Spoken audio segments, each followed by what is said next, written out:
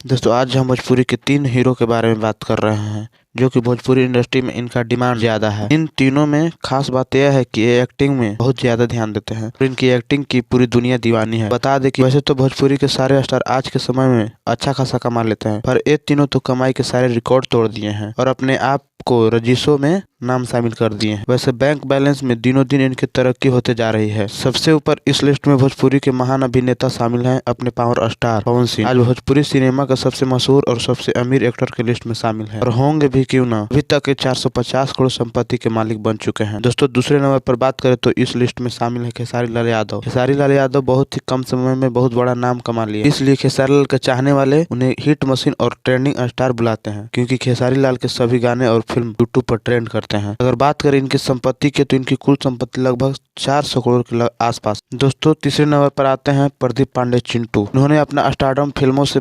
बनाया था।